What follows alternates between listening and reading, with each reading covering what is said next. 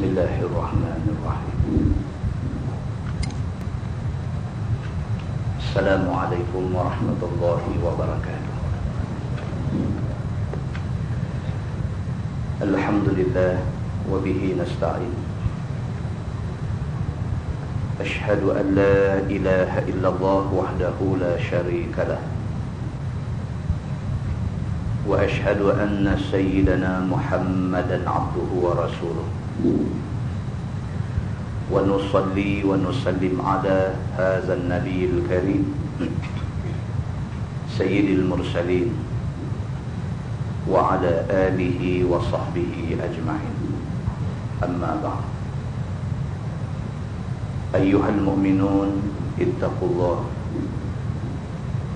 Usikum wa iyaya bitaqwallah faqad fazal muttaqun. Muslimin dan muslimat, mudah-mudahan dirahmati Allah Subhanahu wa ta'ala. Di dalam sebuah hadis riwayat daripada Abi Sa'id Al-Khudri radhiyallahu anhu, kata dia, kharaja Muawiyah radhiyallahu anhu ala halqatin fil masjid faqala ma ajlasakum, qalu jalasna nazkurullah, qala Allah ma ajlasakum illa zak, qalu ma ajlasana illa zak, qala ama inni lam astahlifkum tuhmatan lakum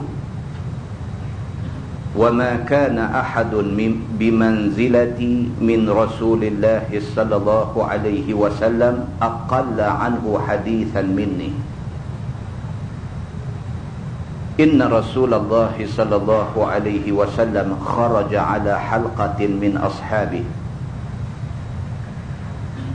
فقال النبي صلى الله عليه وسلم ما أجلسكم قالوا جلسنا نذكر الله ونحمده على ما هدانا للإسلام ومن به علينا. فقال النبي صلى الله عليه وسلم الله ما أجلسكم إلا ذاك amma inni lam astahlifkum tuhmatan lakum walakinnahu atani Jibril fa akhbarani anna Allah yubahi bikumul malaikah, atau kama qala. Hadis sahih riwayat Imam Muslim. Seorang sahabat Nabi yang bernama Abu Sa'id Al-Khudri radhiyallahu anhu, dia berkata, kata dia, seorang sahabat Nabi yang lain, nama dia Muawiyah radhiyallahu anhu, pada satu hari dia pergi ke masjid. Sesampainya Muawiyah di masjid, dia mendapati ada sekumpulan orang duduk di masjid. Maka Muawiyah tanya sekumpulan orang yang duduk di masjid ni. Muawiyah kata, ma ajlasakum, hampa duk buat apa di sini? Ma ajlasakum, apa yang menyebabkan hampa duduk sini? Maksudnya apa, duk buat apa sini? Jawab orang yang duduk di masjid ni, jalasna nazkurullah, kami ni duduk dalam keadaan kami ingat Allah Subhanahu wa ta'ala. Kami bukan duduk saja, kami bukan duduk sembang saja, kami duduk ni, kami duduk buat benda yang boleh menyebabkan kami ingat Allah Subhanahu wa ta'ala. Muawiyah kata, Allah, Muawiyah kata, adakah hampa duduk ni kerana Allah? Ma ajlasakum illa zak, adakah kamu duduk ni semata-mata tujuan yang tu, tujuan nak ingat Allah? Betul ke dia kata hampa duduk ni kerana Allah? Betul ke hampa duduk ni semata-mata kerana nak ingat Allah Subhanahu wa ta'ala? Jawab mereka, ma ajlasana illa zak. Dan tidaklah kami duduk melainkan untuk tujuan itu, untuk tujuan ingat Allah Subhanahu wa ta'ala. Jawab mereka ni kepada Muawiyah. Maka kata Muawiyah, ama inni lam astahlifkum tuhmatan lakum. Dia kata, aku bukanlah tak percaya ke hampa, bukanlah aku ni ada satu tuhmahan terhadap hampa. Aku tanya hampa, buat apa hampa duduk sini? Hampa jawab kata kami duduk ni kerana kami duduk buat satu benda yang boleh membuatkan kami ingat Allah. Kemudian aku tanya hampa, betul ke apa yang hampa kata? Aku tanya ni bukan kerana aku tak percaya hampa.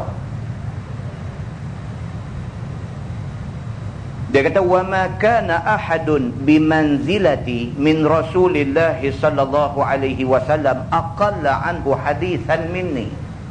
Dia kata, hampa bukan tak kenal aku siapa. Dia kata, aku, kedudukan aku di sisi Nabi sallallahu alaihi wasallam bukan macam orang biasa. Dia kata, aku ni bukan hampa tak kenal, aku ni siapa? Muawiyah kata, aku ni katibul wahyi, aku ni penulis wahyu kepada Nabi sallallahu alaihi wasallam. Dan aku adalah satu orang manusia yang amat hati-hati apabila aku mencatatkan hadis daripada Nabi sallallahu alaihi wasallam. Muawiyah kata macam tu. Hampa bukan tak kenal aku siapa. Dia kata, aku ni adalah satu orang manusia yang cukup hati-hati. Kalau aku nak catat sesuatu daripada Nabi, aku cukup hati-hati. Aku tak sekadar dengar, aku tulis dah. Aku akan pastikan benda tu memang Nabi SAW kata, baru aku catat. Kata dia, inna Rasulullah sallallahu alaihi wasallam kharaja ala halqatin min ashabih. Aku nak cerita dekat hampa, dulu masa Nabi hidup dulu, pernah sekali Nabi sallallahu alaihi wasallam keluar pi dekat satu kumpulan orang yang duk ada di masjid. Bila Nabi sampai dekat depa, Nabi kata, ma ajlasakum. Nabi tanya depa, ni hampa duduk-duduk ni nak buat apa? Hampa duk berhimpun ramai-ramai di satu tempat ni pasal apa? Hampa duk buat apa? Jawab orang-orang ni semua dekat Nabi, jalasna nazkurullah wa nahmaduhu ala ma hadana lil Islam. Kami duduk ni, kami duduk bukan duduk saja, kami duduk dalam keadaan kami ingat Allah Subhanahu wa ta'ala. Depa ni jawab ke Nabi macam tu. Dan kami duduk ni dalam keadaan kami memuji Allah Subhanahu wa ta'ala, Tuhan yang telah memberi hidayah kepada kami kepada jalan Islam. Muawiyah cerita macam tu. Muawiyah kata, lagu aku tanya tadi, Nabi pernah tanya orang macam aku tanya tadi. Nabi SAW pernah sekali pipi tengok ada orang duduk satu tempat, Nabi pergi tanya macam mana aku tanya tadi. Hak aku tanya tadi, aku ikut macam Nabi tanya. Nabi pergi tanya, hampa duduk ni duduk buat apa? Lepas tu mereka jawab, kami duduk ni, kami duduk dalam keadaan ingat Allah. Nabi tanya mereka lagi, betul ke apa yang hampa kata? Macam mana Nabi tanya sahabat dulu, macam tu aku tanya hampa tak sah. Dia kata.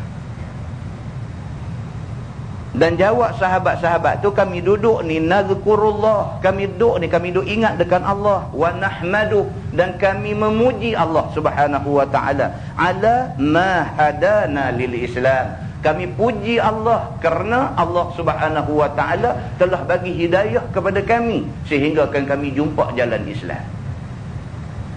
Wa manna bihi alaina, bahkan kami memuji Allah, kami syukur pada Allah atas anugerah yang Allah bagi dekat kami macam yang kami terima hari ini.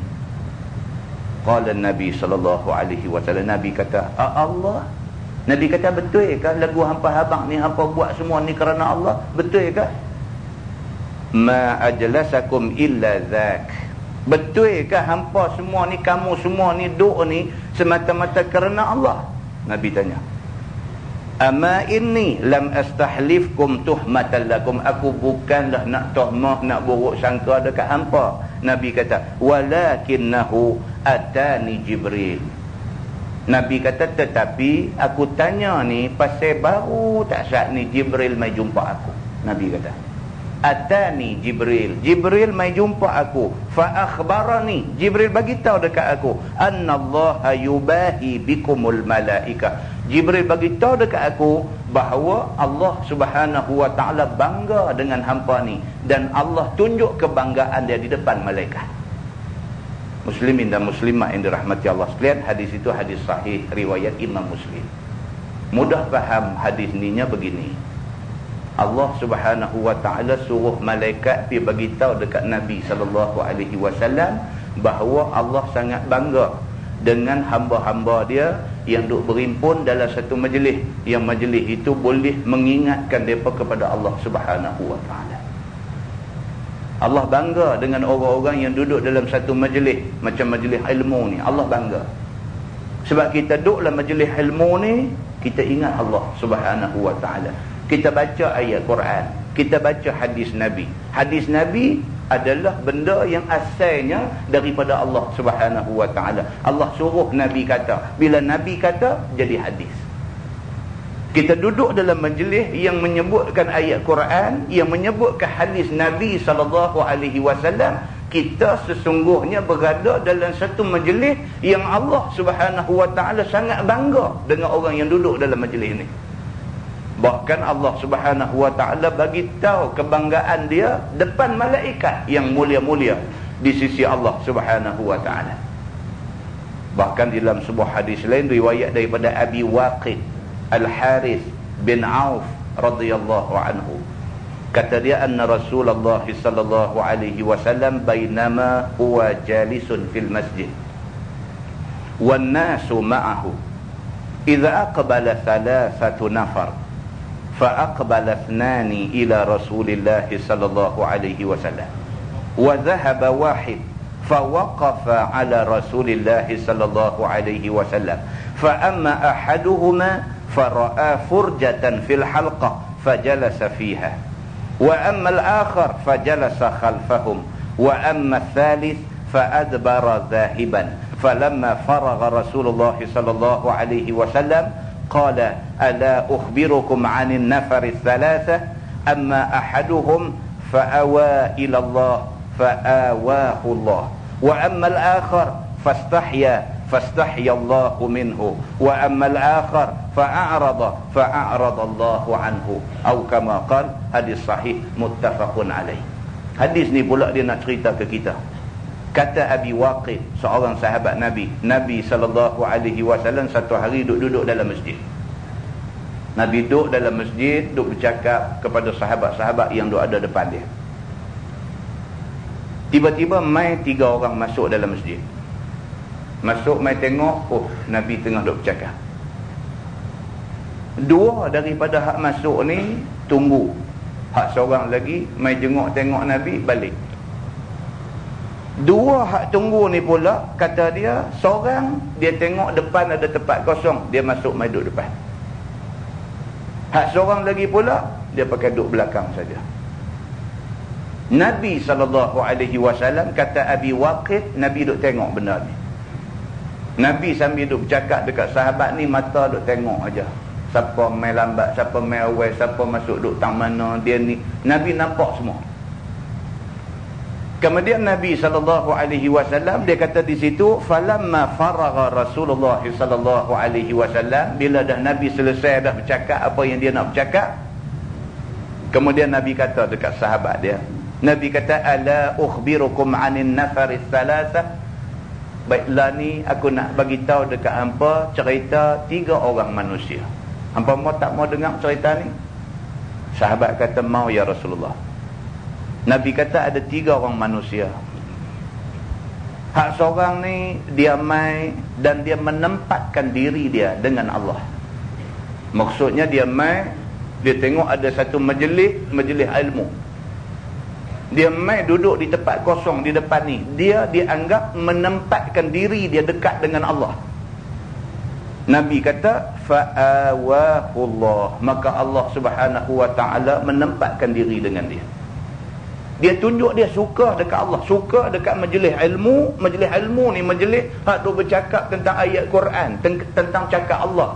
Siapa yang tunjuk suka dekat ayat Allah, bermakna dia tunjuk dia suka dekat Allah, maka Allah tunjuk suka kat dia. Nabi kata. Wa ammal akhar, dan satu lagi fastahya, dia ni tunjuk malu. Masuk mai tengok ada lagi tempat depan, tak apa aku duduk kat belakang sudah. Tunjuk malu. Maka hak tunjuk malu ni, Nabi kata fastahiyallahu anhu. Allah pun malu ke dia. Dia tunjuk malu ke Allah, Allah pun malu ke dia. Wa amal akhar. Dan ada pihak seorang lagi, Nabi kata fa'arada. Dia mai tengok, dia nampak majlis ilmu. Fa'arada, turun, start kereta balik. Fa'aradallahu anhu. Maka esok hari kiamat Allah pun akan beralih membelakangkan dia. Hadis itu hadis sahih muttafaqun alaih. Tuan-tuan, esok 12 Rabiul Awal, esok Maulidur Rasul, hari kita ingat balik kelahiran junjungan besar Nabi Muhammad sallallahu alaihi wasallam. Bila sebut kata ingat kelahiran Nabi Muhammad sallallahu alaihi wasallam, kita kena ingat balik ke Nabi kita. Walaupun selalu kita duk ingat kat dia, sempena dengan hari kelahiran dia, kita mau ingat lebih lagi kepada dia. Benda, di antara benda yang Nabi tekan sungguh-sungguh, dalam banyak-banyak benda yang Nabi duk habaq kat kita ni, di antara benda yang Nabi tekan sungguh-sungguh ialah menuntut ilmu. Ini sunnah Nabi SAW yang paling besar. Tanpa ilmu, kita gelap, tuan-tuan. Al-ilmu nurun. Ilmu cahaya. Ilmu ni nur. Tanpa ilmu, kita tak ada cahaya. Kita duduk dalam gelap. Apabila Imam Syafi'i baca kitab, tak boleh ingat. Sedangkan sebelum ni dia baca mudah ingat. Dia budak pintar, dia budak cerdas, budak bijak, budak cerdik. Satu hari baca tak boleh ingat. Pergi jumpa tok guru dia nama Waqi'. Dia mengadu kepada guru dia yang bernama Waqi'. Syakautu ilal Waqi' an su'i hifzi. Dia kata aku mengadu dekat guru aku yang bernama Waqi', cerita tentang buruknya ingatan aku. Fa asyarani bi tarkil ma'asi. Tok guru dia kata hang kena tinggal maksiat. Tok guru dia kata fa innal ilma nurun wa nurullah la yu'ta lil 'asi. Tok guru dia kata maka sesungguhnya ilmu, yang kata ilmu ni dia adalah nur, dia adalah cahaya. Wa nurullah la yu'ta lil 'asi. Cahaya kalau mai daripada Allah, dia tak akan mai pada orang yang buat maksiat. Ilmu ni cahaya. Tanpa cahaya, kita nak bergerak susah, tuan-tuan. Kita langgar dinding, kita jatuh parit, kita terleceh tangga, kita saruk kasut orang, kerana tak ada cahaya gelap. Dengan cahaya, kita boleh buat banyak benda. Kita nampak benda yang kita tak nampak kalau gelap. Tanpa ilmu, hidup kita terbabas, tuan-tuan. Terbabas. Kita buat ikut dan. Kita redah, kita rempuh, ikut suka kita nak buat. Sebab kita rempuh kerana kita tak ada ilmu. Kita tak ada pedoman untuk nak jalan. Kita ibarat orang yang jalan dalam gelap. Nabi SAW, dia menekankan soal ilmu ini. Sehingga kan Nabi SAW kata, menuntut ilmu daripada atas duit sampai liang lahat. Sampai Nabi SAW kata menuntut ilmu fardu ke atas orang Islam. Dan kalau nak buat mai hadis-hadis ni cukup banyak hadis Nabi yang Nabi tekankan tentang menuntut ilmu. Tuan-tuan dan puan-puan, mudah-mudahan dirahmati Allah Subhanahu wa taala, kita ambil ingat benda ni. Bila mai Maulid Nabi, ingat apa yang Nabi tekan dekat kita. Nabi suruh kita tuntut ilmu, kita tunaikan permintaan Nabi. Mudah-mudahan dengan ilmu ada cahaya di tangan kita dan kita boleh suluh jalan, dan mudah-mudahan dengan itu kita tak jatuh parit, kita tak rempuh dinding, kita tak jadi mudarat dan sebagainya, kerana ilmu menjadi cahaya dalam hidup kita. Mudah-mudahan Allah Subhanahu wa taala bagi kekuatan dekat kita untuk menuntut ilmu, insya-Allah. Kita memutuskan untuk nak baca jilid 1 di masjid ni. Jilid 1 Bahrul Mazi jilid 1. Oleh kerana jilid ni kita baca di banyak masjid, baca berhenti. Jilid ni paling nampak keras sungguh jilid ni. Kita pilih Masjid Padang Temusu pula, try tengok macam mana. Okay. Masjid Padang Temusu ni dia dah rekod dah 8 tahun dah. Kan? 8 tahun dah kalau berhenti juga, makna keras sungguh jilid 1 ni. Kan? Jilid 1 ni kita baca di Masjid Penguluhim dulu ni. Zaman tak ada Masjid Muzaffar Shah tu, kita baca di Masjid Penguluhim. Lepas tu ada Masjid Muzaffar Shah, mereka minta pindah Masjid Muzaffar Shah, kita bawa jilid 1 pergi baca sana. Mikrofon bunyi, saat lagi tak bunyi, saat lagi berdengung, saat lagi dengar, dia jadi kelang-kabut, bungkuih pergi jilid 1 tuan-tuan. Kita bawa jilid 1 pergi baca di Masjid Tuan Abdullah Tanah Liat. Sambung hak baca di Penguluhim, di Muzaffar Shah tu sambung. Baca pergi sampai sekeras pula. Mereka ajak tukang pula. Tukang bab haji pula. Mereka kata pasal masjid tu ada buat kursus haji. Mereka kata kita baca bab haji di masjid tu. Bungkus pula tajuk ni. Kita pilih, kita nak sambung juga baca jilid ni di Masjid Padang Temusu. InsyaAllah tuan-tuan, kita cuba baca di sini. Dan jilid ni adalah satu jilid yang sangat penting sebenarnya. Sangat penting sebenarnya. Saya memilih untuk mula baca di muka surat 122. Tuan-tuan buka muka surat 122. Kita langkah 2-3 tajuk. Muka surat 122.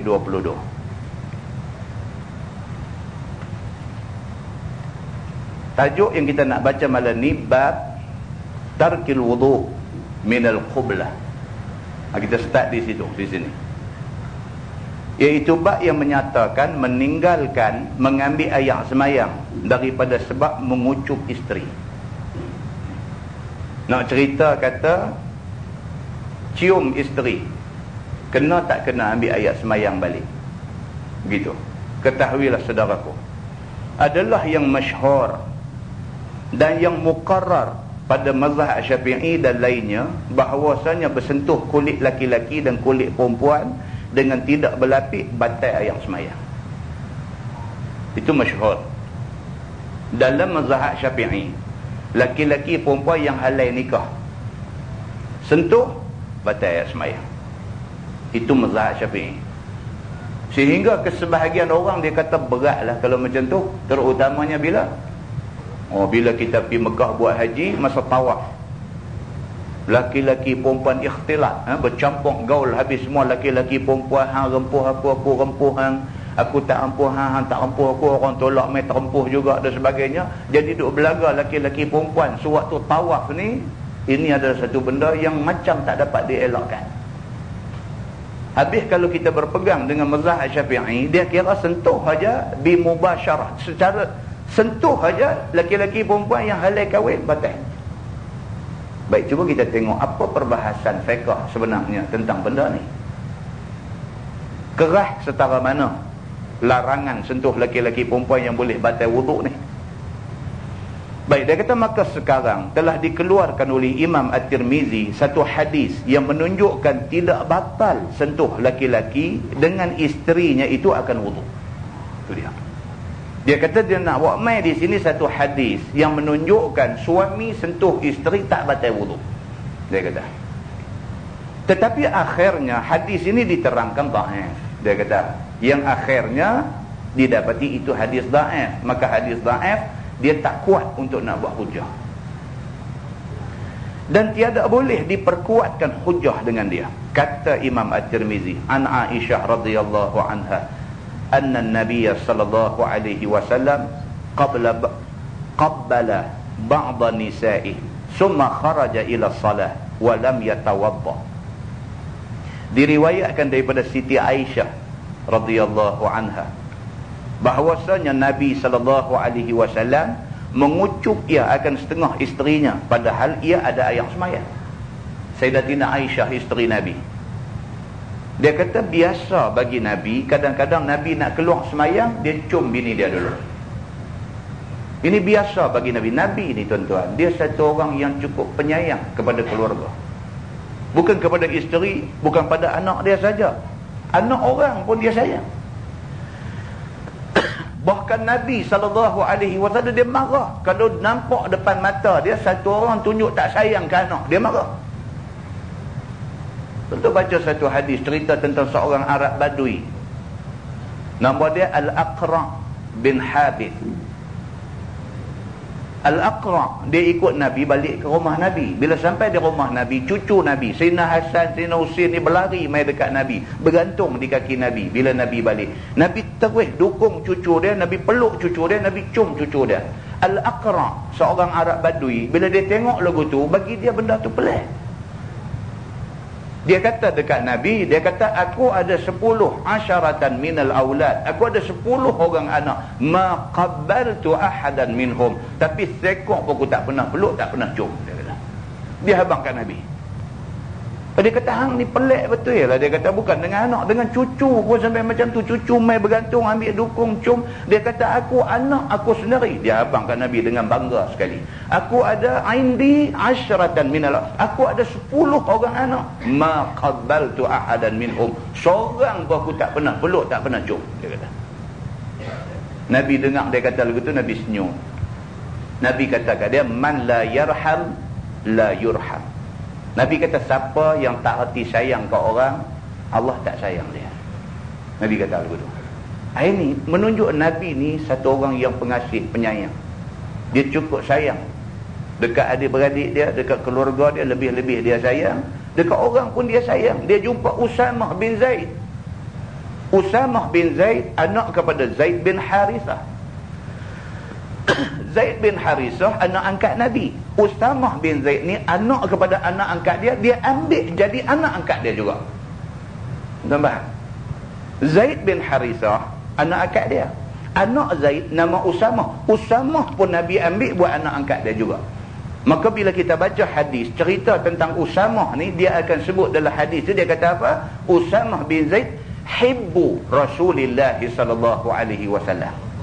Hibbu Rasulillah maksudnya buah hati Rasulullah sallallahu alaihi wasallam. Nabi jumpa Usamah tengah jalan, hal keadaan muka dia coriang kotor. Nabi ambil dia, Nabi dukung balik rumah. Bila sampai di rumah, Nabi kata dekat Aisyah, Aisyah tolong basuh muka budak ni, nampak kotor sangat, nampak berlemut. Aisyah pula masa tu mood tak berapa baik. Maka Aisyah basuh muka Usamah ni, pasal Nabi suruh basuh, tapi basuh kasar. Basuh lagu orang nak bebai. Orang mood tak apa baik tu suruh-suruh pula. Jadi lagu tu. Bila balik main, Nabi suruh dia basuh muka Usamah. Mood dia tak apa baik, dia basuh kasar sikit. Nabi bila tengok macam tu, Nabi pergi tampang tangan dia. Nabi tampang tangan dia. Nabi kata, kalau hang tak mau buat, bagi aku buat. Nabi kata. Oh, Nabi ni satu orang yang cukup penyayang. Nabi SAW ni, dia nak keluar sembahyang, dia cium bini dia dulu. Ini diceritakan oleh isteri dia, iaitu Aisyah radhiyallahu anha. Kemudian keluar Nabi sembahyang dan tiada ia mengambil wuduk. Aisyah kata biasa bagi Nabi macam tu. Nak keluar pergi sembahyang, dia cium bini dia sekali, lepas tu terus pergi sembahyang. Tak nampak pun Nabi pergi ambil wuduk. Maka Aisyah kata ini menunjukkan bahawa wuduk tidak terbatal dengan kerana suami mencium isteri dia. Begitu. Sambung hadis tu, dia kata qala Urwah qultu man hiya illa anti fadhahikat. Maka kata Urwah yang duk dengar Aisyah cerita Nabi nak keluar ni, cium dulu isteri dia baru keluar. Urwah kata dekat Aisyah, kataku bagi Aisyah radhiyallahu anha, siapa ia yang kena cium dengan Nabi sallallahu alaihi wasallam lain daripada engkau? Urwah tanya dekat Aisyah, bila Aisyah cerita Nabi bila nak pergi masjid, dia biasa cium dulu bini dia baru dia pergi. Urwah tanya Aisyah, dia kata hak duk kena cium dengan Nabi ni siapa? Hang apa? Dia kata lagu tu, hang apa hak duk kena cium dengan Nabi? Kata Urwah, apabila Siti Aisyah mendengar katanya yang demikian, maka tertawa ia. Aisyah pun gelak, kiki gelak, maknanya sungguh dia duk kena cium dengan Nabi bila Nabi nak pergi masjid sembahyang. Sungguhlah, takkan dia duduk ndak Nabi cium bini lain. Dialah Nabi cium dia, Nabi keluar pergi sembahyang. Jadi dia cerita dekat sahabat-sahabat, Nabi duk buat macam tu. Itu ceritanya. Baik, masalah mengucup isteri batalkah wudu? Dia kata, baiklah kita nak bincangkan. Kalau suami cium isteri, batal tak wudu? Kalau cium tak batal, sentuh lagi tak batal lah. Baiklah, ni Nabi cium isteri, batal ke tak wudu? Kata Imam At-Tirmizi, dan sesungguhnya diriwayatkan seumpama hadis Aisyah itu daripada bukan seorang daripada ahli ilmi, daripada sahabat-sahabat Nabi sallallahu alaihi wasallam dan juga at-tabi'in. Dan ialah qaul Sufyan Ats-Tsauri dan Ahlul Kufah. Dan kata mereka, tiada batal wuduk mengucup perempuan itu. Itu dia. Di antaranya Sufyan Ats-Tsauri. Dia berpendapat wuduk tak batal kalau sekiranya suami kucup isteri ataupun sentuh isteri, wuduk tak batal.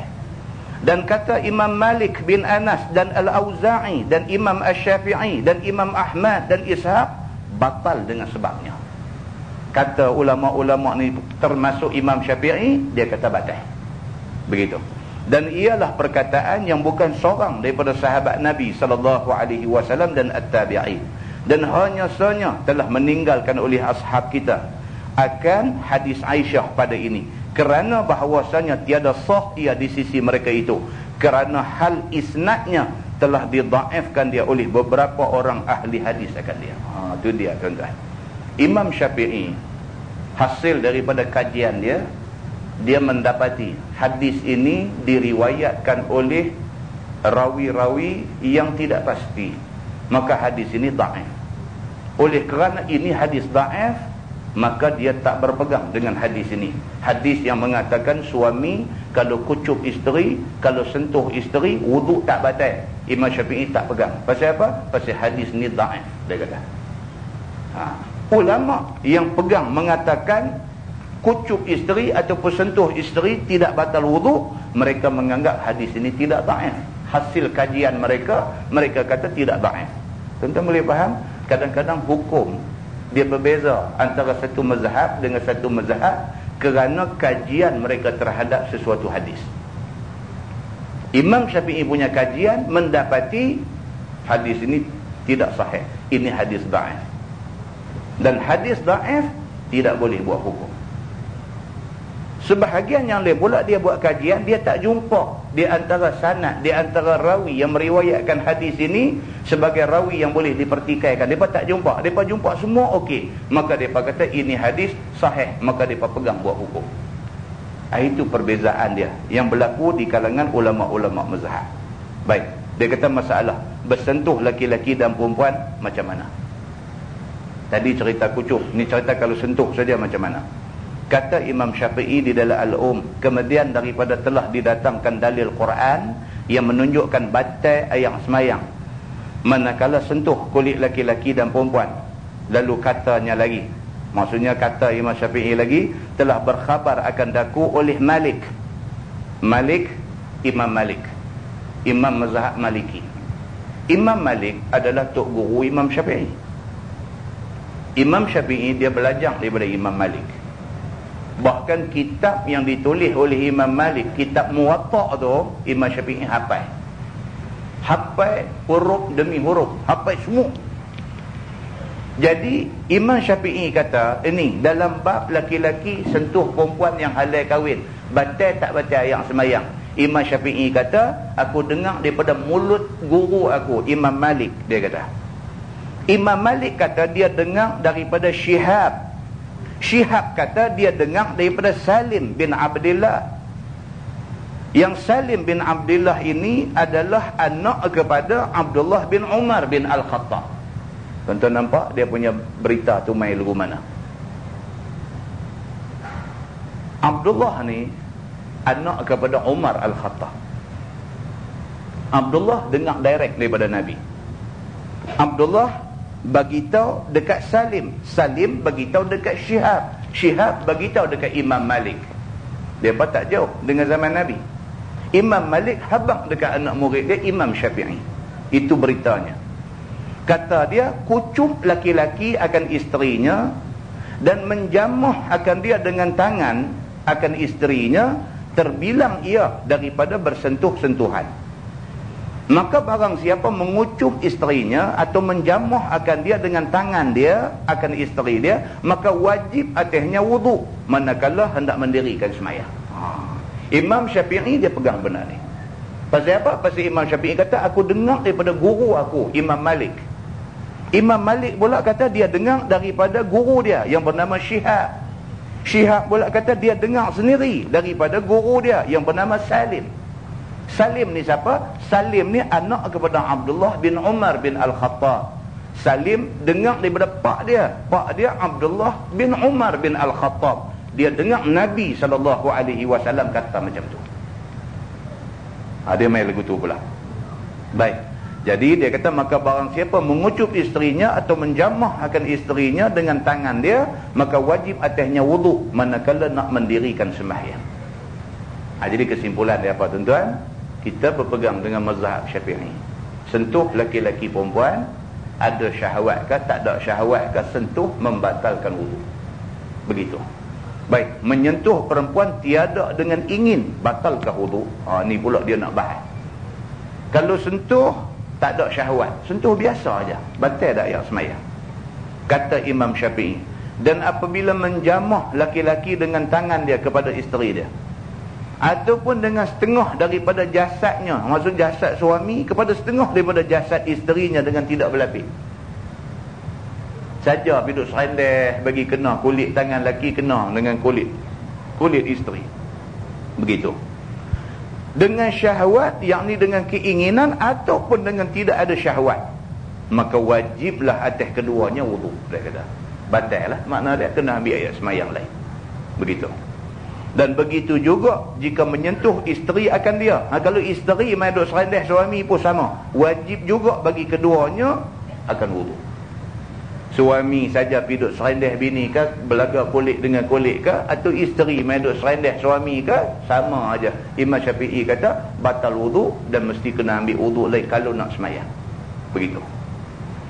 Maka tiadalah berkecuali barang mana badan keduanya bersentuh kulitnya kepada isterinya atau kulit isteri kepada suaminya, nescaya wajib belaka wudu. Dia kata itu keputusan dia, kesimpulan dia begitu.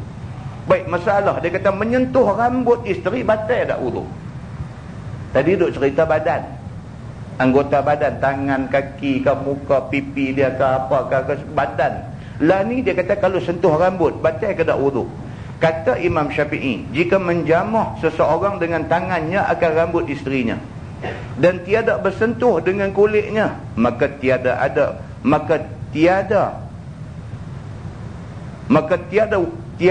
wudu atasnya. Maksudnya tidak batal wudu, dia kata.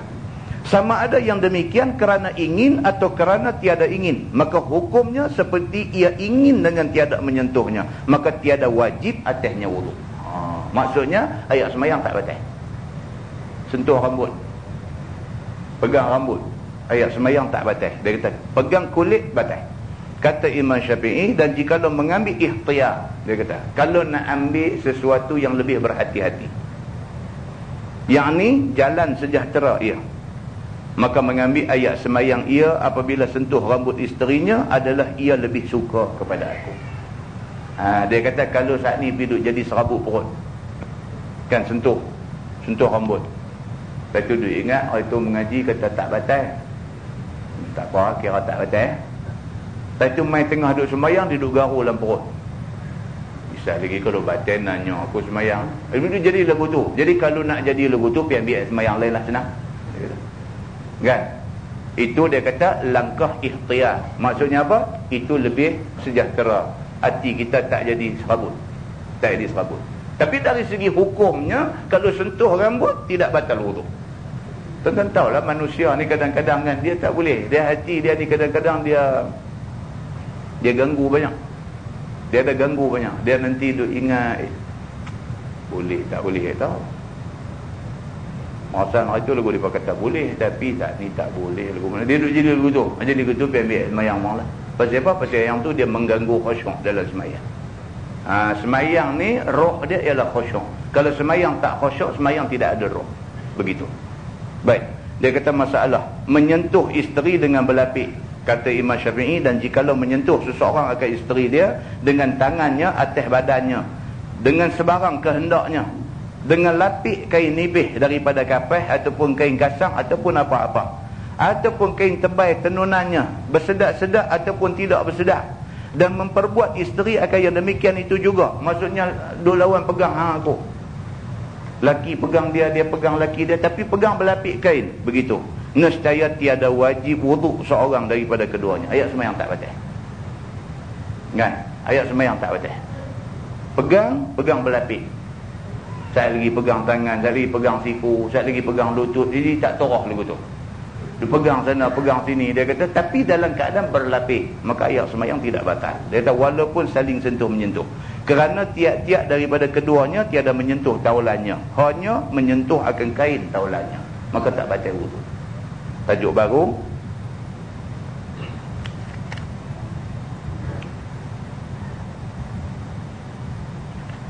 Yang ni kita baca habis. Dia kata bab al-wudu. Tapi yang ni tak apa penting. Kita langkahlah. Kemudian berikutnya al-wudu minan nabiz. Yang ni pun tak berapa ni dengan kita. Nak cerita ambil ayat semayang dengan menggunakan ayam kismih. Ambil buah kismih, pergi rendam dalam ayam tu. Ayam ada rendam buah kismih, buah tamar, buah apa ni, dia panggil nabiz. Ambil ayam tu buat ambil ayat semayang. Tak payah baca lah. Pasal apa? Pasal tak boleh. Tak boleh. Kan? Ayam apa nama rendam buah cermai ke apa ke, ambil ayam tu bila ambil ayam semayang. Kan tak boleh lah. Dia nak abang kata tak boleh. Tak payah baca. Untuk buka lagi, tengok muka surat 127. Dia dalam jilid 1 ni ada tajuk yang penting-penting lah kita baca. Kan kalau ni macam tajuk muka surat 126 ni, dia nak cerita kata orang yang minum susu, lepas minum susu nak bagi cantiknya, dia kata sebelum semayang kumuk dulu. Nanti kita pun tahu dah, duk buat dah. Kalau kita makan apa semua, sekali nak semayang kumuk dulu. Kan? Lagu tu kita tak payah baca, kita langkah-langkah terus. Baik, kita tengok tajuk muka surat 127. Bab fi karahiyati raddi salam ghairi mutawaddi. Iaitu bab yang menyatakan tegah menjawab salam ketiadaan berwuduk. Yang ni mau duk baca. Pasal baca terkejut tengok. Tak ada ayat sembahyang tak boleh jawab salam pula. Dia ni mazhab apa ni? Ada main mengajar ni. Kita duk baca kitab Baharul Mazi, kitab yang ditulis oleh Syekh Idris Al-Marbawi, dan dia adalah orang kuat dalam mazhab Syafi'i. Tajuk dia saja mengejutkan kita. Jadi kita baca tengok. Ketahuilah saudaraku, seorang yang sedang berhajat mengambil air semayang, tiba-tiba ia ke jamban untuk membuang air kecil. Dia nak ambil air semayang, tadi dah masuk pancung, masuk pergi jamban dulu. Begitu. Maka lalu satu orang berdekatan dengannya dan memberi salam. Dia tengah duk qadha hajat, bagus punya tengah duk melapor, mai satu syekh bagi salam kat dia. Itu ceritanya. Maka ditegah syarak menjawabnya. Dia kata kita duk dalam jamban tengah duk buang air, orang mai bagi salam, dia kata tak saya jawab. Pasal kita duk dalam jamban. Sebagaimana tersebut dalam hadis yang dikeluarkan oleh Imam At-Tirmizi, an Ibn Umar anna rajulan sallama ala Nabi sallallahu alaihi wasallam wa huwa yabul falam yarudda alaihi. Diriwayatkan daripada Ibn Umar radhiyallahu anhu bahwasanya seorang laki-laki melalui ia dan memberi salam ia sambil lalu lalang kepada Nabi sallallahu alaihi wasallam, padahal Nabi tengah kencing. Dia kata Nabi tengah duk buang air, dia ni lalu bagi salam macam tu. Maka tiada menjawab Nabi atas salamnya itu. Nabi tak jawab salam kerana masa tu dia tengah duk buang air. Ada jadi benda ni. Duduk dalam jamban masjid kawan nak masuk, main duk ketuk pintu, ketuk tu duk bunyi, dia duk cakap di luar ni ada orang kot, dia kata tolak tak boleh ni, ada orang kot. Dia bagi salam pula di luar ni, Assalamualaikum. Tengok tak bunyi jawab. Awak tak jawab, ada orang pasal tak jawab. Jawab salah wajib pun bunyi duk cakap di luar ni. Jenis mengaji tak habis, kan? Tu satu bab lagi pula, kawan ni main duk tolak pintu tu boleh, tolak pintu tak boleh, nak test tengok ada tak ada orang. Assalamualaikum, bunyi jawab dalam tu. Waalaikumsalam warahmatullahi. Tu buah dalam tu mengaji tak habis, kat luar pun mengaji tok guru mati awal, dia tak ada nak kata. Jadi benda ni jadi tuan-tuan. Benda ni jadi. Jom kita tengok macam mana penyelesaian dalam agama terhadap benda ni. Dia kata Imam Syafi'i di dalam Al-Um pada riwayatnya di dalam bab zikrullah, sehingga berdiri ia, yakni berdiri Nabi SAW pada dinding tempat kencingnya itu. Nabi pergi buang air kecil, lepas itu habis Nabi berdiri, maka dikoreknya dengan tongkatnya yang ada sertanya di dinding batu itu. Tuan-tuan, bawa tongkat ni sunnah Nabi. Tongkat sunnah Nabi. Bukan sebab kaki tak larat, kaki tak kuat, kaki kebas, kaki capek, tak.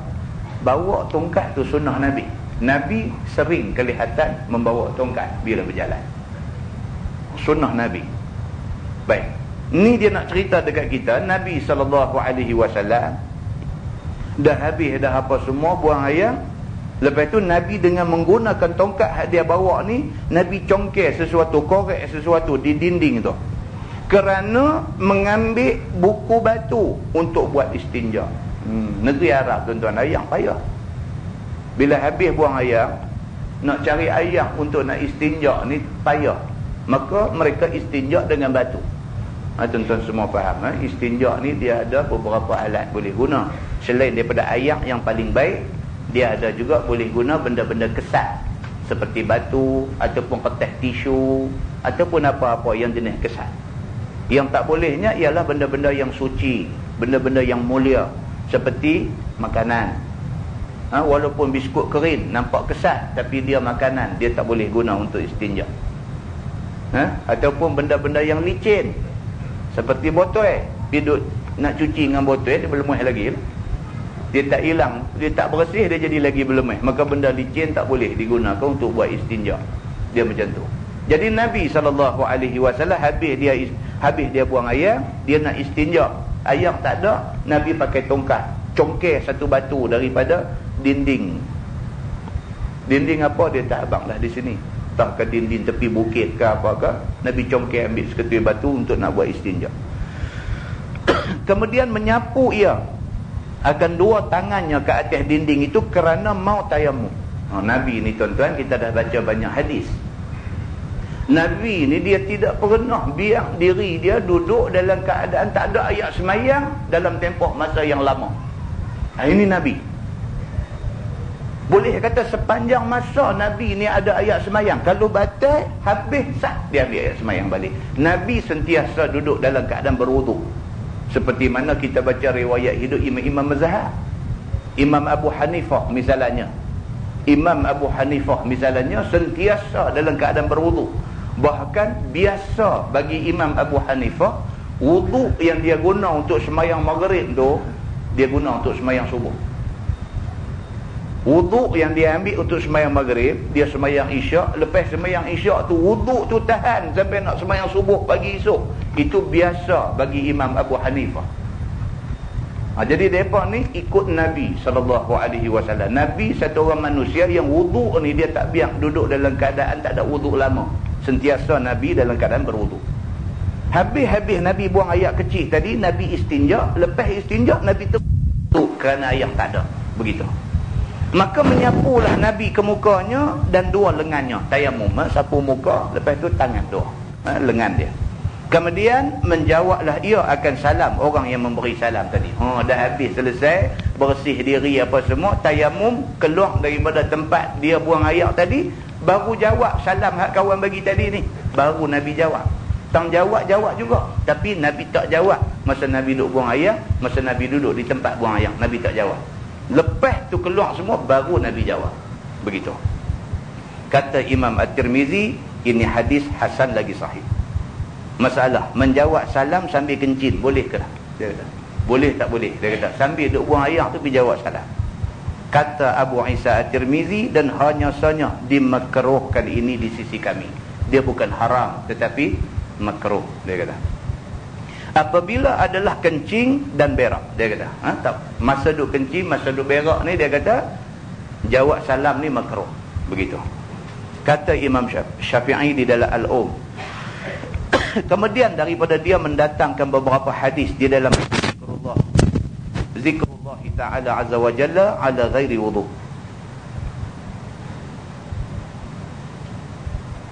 Dia kata dan hadis dalam masalah itu dalil atas bahawasanya sayogia bagi orang yang menempuhi orang kencing dan orang yang berak, bahawa jangan ia bagi salam atasnya pada masa berak kencingnya itu. Kita kalau tahu kawan tu duduk dalam bilik ayam, duduk buang ayam, jangan duduk bagi salam. Yang tu satu. Kata Imam Syafi'i, dan ialah dalil atas menjawab salam pada masa itu. Yang ni selepas selesai kencing harus. Dia kata lepas habis dah selera selesai baru harus jawab salam. Kerana bahawasanya Nabi SAW menjawab pada masa itu. Nabi dah habis selesai buang air, dah bersih diri, tayamum dulu pula baru Nabi jawab salam. Dan dalil pula atas meninggalkan jawab salam sehingga habis kencing ataupun habis berak kemudian tayamum kemudian baru jawab. Dan tiadalah meninggalkan jawab salam itu menggendalakan bagi wajibnya dan takhirkan kepada tayamum. Itu dia. Maknanya jawab salam tetap wajib, tetapi kita takhirkan jawab salam itu. Baik, masalah bagi salam orang kencing dan berak dan menjawabnya. Kata Imam Nawawi, pada hadis tadi dalil atas bahawasanya orang yang memberi salam pada orang yang kencing ataupun orang yang berak tiada mustahak jawab baginya. Kita duduk dalam bilik ayam, orang luar bagi salam mai kat kita, kita tak perlu jawab. Dan diittifaqkan atasnya, sepakat ulama mengatakan tak sah jawab. Begitu kata ashab kita. Dan dimakruhkan memberi salam atas orang yang kencing ataupun berak. Dah kawan mai ni pun makruh dia bagi salam dekat orang yang duduk dalam tandas. Maka jika memberi salam juga, nescaya makruh dijawab akan salamnya. Kalau kawan ni mai bagi juga salam, makruh, tak boleh jawab. Lebih baik kita diam, tak usah jawab sampai keluar sekali lagi, jawab, lepas tu baru kata ke dia, ni 3 suku betul. Aku duduk dalam jamban yang bagi salam pasal apa? Kata lagu tu kat dia. Marah sikit lah bagi dia ingat. Kan? Macam tu. Masalah zikir tengah kencing dan berak dan jima, dia kata. Ni pula punya warak, dia kata sampai tak boleh nak berhenti zikir. Tengah duk kencing, tengah duk berak, tengah duk jimak pun zikir duk jalan juga. Dia kata ni macam mana cerita kawan ni. Maka berkata ulama, dimakruhkan bagi orang yang duduk atas jamban, yakni orang yang sedang kencing ataupun sedang berak, bahawa berzikir dengan satu daripada zikir. Dia kata tak boleh, makruh. Makruh yang sangat tidak elok. Maka janganlah mengucap subhanallah. Tak boleh. Tak sesuai tempat tu pergi buat macam tu. Kan? Pergi buang air besar, keluar-keluar subhanallah, kata tak boleh macam tu. Dia kata korang adab, tak boleh, dia kata. Dan jangan mengucap la ilaha illallah duk meratik dalam jamban, duk bunyi la ilaha illallah, la ilaha illallah, duk zikir dalam jamban. Dia kata tak boleh. Contoh benda macam ni kan, susahlah kita bagi kita duk mengaji ni, kita dengar kita tetap menasabah. Tentu ada orang Melayu kita ni dia buat tangkai. Tangkai tu tulis la ilaha illallah ni tak tahu 100 kali ke berapa ratus kali. Lepas tu dia gulung kertas hak tulis la ilaha illallah ni, dia balut pula dengan kain, dia ikat di pinggang. Bawa benda ni masuk dalam jamban. Dan benda tu ikat di pinggang. Tang mana dia pergi benda tu masuk sekali. Samalah macam orang duduk dalam jamban duduk berzikir la ilaha illallah, dia bawa kalimah thayyibah tu masuk dalam jamban. Ada orang buat begitu, ada. Ini kita tak mahu. Benda-benda macam ni kita tak mahu. Jadi orang hak reti ni dengar, dia melihat tajuk ni terlampau ni lah. Apa takkan orang nak buat begitu. Tapi ada orang buat begitu, ada. Ini masalah dia. Dan jangan memberi salam. Dia kata duduk dalam jamban jangan duduk bagi salam. Dan jangan menjawab akan bersin orang. Dia duduk dalam jamban, orang luar nak bersin, bunyi alhamdulillah, dia jawab pula yarhamkallah, dia duduk dalam jamban. Dia kata pasal apa? Ini hadis Nabi ni suruh doakan orang bersin.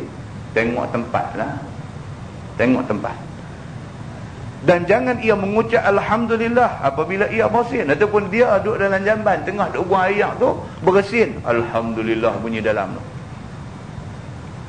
Dia kata tak mau, benar-benar macam ni tak mau. Dan jangan berkata seperti kata orang bang, yakni menurut menjawab kata orang bang. Dia masuk dalam tandas, masuk dia semelik pula, bukan nak keluar mudah-mudah.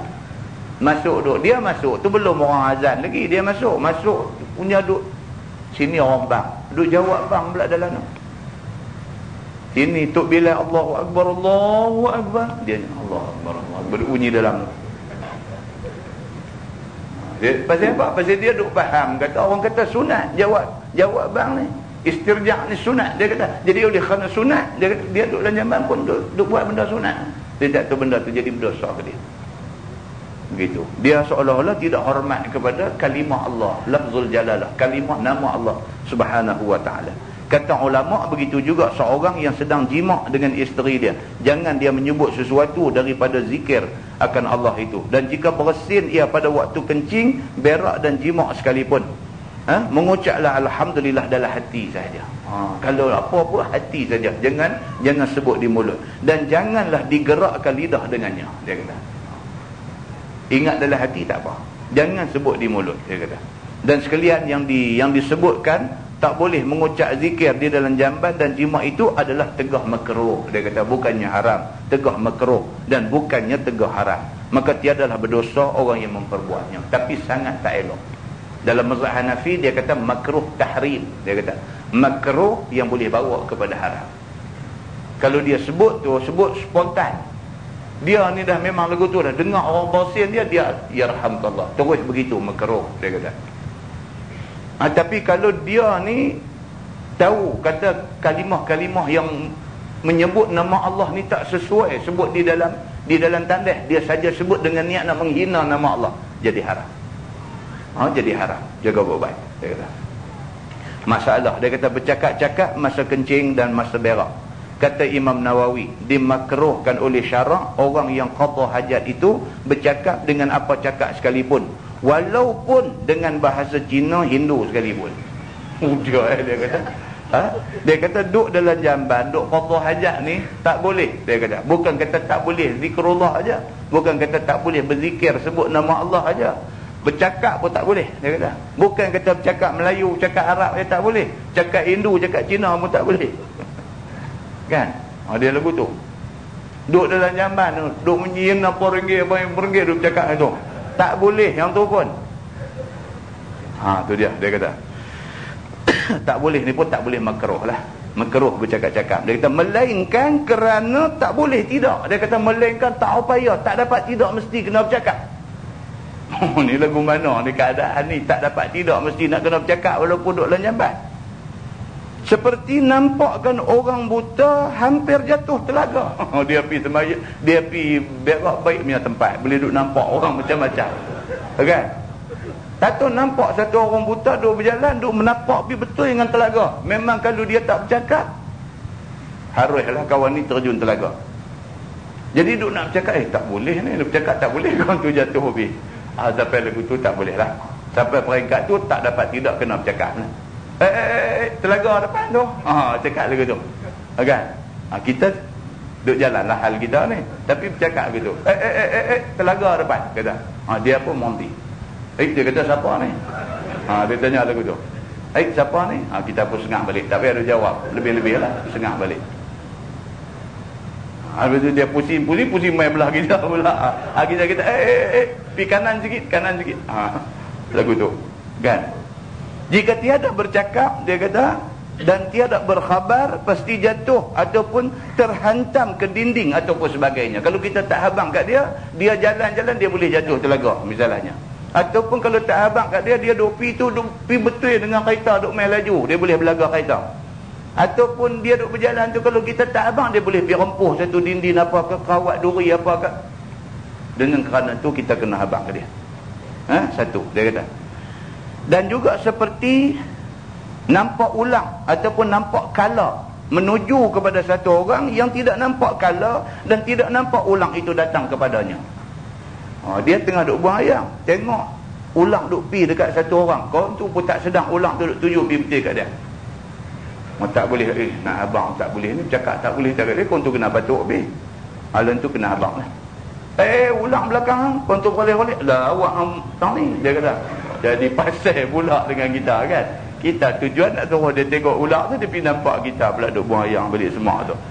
Yang ni pun satu haru juga dia kata. Jadi apa pun dia kata kita kena selamatkan kawan tu.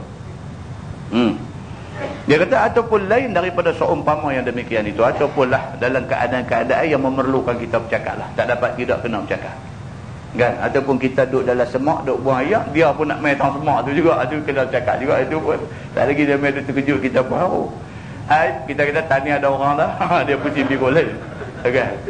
Ini cerita ni dia buat zaman dulu lah, zaman dia tak ada tandas awam pun tak ada kan.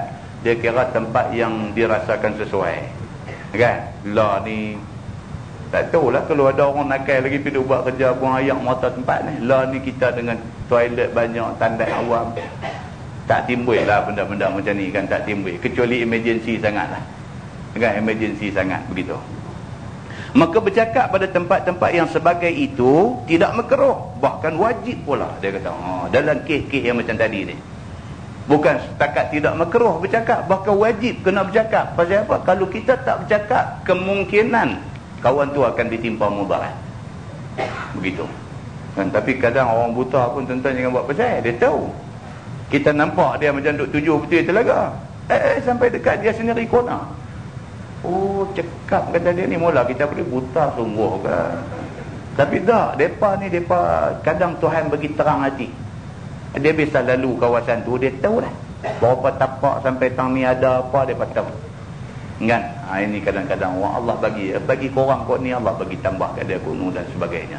Tapi kalau kita rasa dia orang baru di situ, dia tak tahu apa ada di depan dia, maka wajib kita kena bagi tahu dekat dia. Baik, dia kata lagi, dan tahulah kita akan makruh bercakap waktu mana tadi? Maka bercakap-cakap pada tempat-tempat yang sebagai itu tiada makruh, bahkan wajib pula. Maka tahulah kita akan makruh bercakap waktu berak dan kencing itu ialah waktu ikhtiar, yakni waktu yang tiada menjadikan tak dapat tidak berkata seperti di atas tadi. Dia kata kita faham. Inilah mazhab kita Asy-Syafi'i dan mazhab kebanyakan ulama, dan telah menghikayatkan dia oleh Ibnul Munzir daripada Ibni Abbas dan Atha dan Sa'id Al-Juhani dan Ikrimah radhiyallahu anhum, dan telah dihikayatkan daripada Ibrahim An-Nakhai dan Ibni Sirin bahwasanya kedua-duanya berkata tidak mengapa berkata-kata dalam masa kencing ataupun berak. Ustaz Ismail Kamus dia marah kitab Baharul Mazi ni pasal ni lah. Dia kata bahasa kasar, dia kata kan, sebut kencing berak dia kata kasar sangat. Katalah buang air kecil, buang air besar, dia ada komplain sikit. Tapi penulis kitab ni ialah orang utara. Orang utara ni dia suka tulis perkataan ni, jadi berasa puas. Abang kata berak puas bunyi, abang kata buang air besar tak puas, begitu kan. Tapi bagi setengah orang dia kata kasar kan. Sebenarnya kamu dia komplain macam ni, dia kata kasar sikit dia dah kan. Tu kita duk baca dah, lepas-lepas pun bunyi pungkur lah dia sebut kan. Jadi itu bahasa penulis kitab ni, dia orang utara. Jadi dia berasa bila tulis perkataan tu dia rasa puas. Bagi orang yang bahasa agak halus sikit, bagi dia sebut macam tu, dia kata sebut belakang ke, dia kata sebutlah, janganlah sebut yang tu, dia kata kasar sangat, begitu kan. Ni bahasa, tuan-tuan tak boleh cakap juga bahasa kan. Tuan-tuan pergi orang Melaka, dia jumpa kawan karib betul ni, kawan rapat betul ni, jumpa celaka terus kan. Celaka kamu, dia kata tu kira cukup kancing lah kan. Kita sini pula dengar dia celaka depan orang, kita jadi kasar bagi kita pula. Bagi dia okey kan, bagi dia okey. Jadi kadang-kadang dari segi bahasa ni tuan-tuan nak kena faham lah, satu tempat dengan satu tempat dia tak sama kan. Bukanlah nak sebut baruah dia kena sebut 3 kali, baruah 3 kali begitu kan. Jadi dia ada lah istilah-istilah yang di setengah tempat tu kasar, di setengah tempat benda tu tidak kasar kan. Jadi kita kena ambil kira keadaan setempat sebelum kita nak buat satu-satu hukum kepada siapa-siapa kan. Tuan nak pergi marah orang Melaka kerana jumpa orang duk celaka apa tu dia punya bahasa dia tu kan, celaka tu Kita dengar-dengar gitu, kita tak kawan dengan dia ni kan? Tapi tak, dia bagi dia, kalau orang tak mesra dengan dia, dia tak kata lagu tu. Bila mesra betul itu dia kata kan? Jadi kita kadang-kadang itulah kan. Jadi susah juga bagi kita kadang-kadang ni, adalah tidak adil kita menghukum orang tu sebagai jahat, sebagai kasar, sebagai apa, tanpa mengambil kira dia daripada tempat mana, orang mana dan sebagainya kan. Dia cerita dia lagu tu.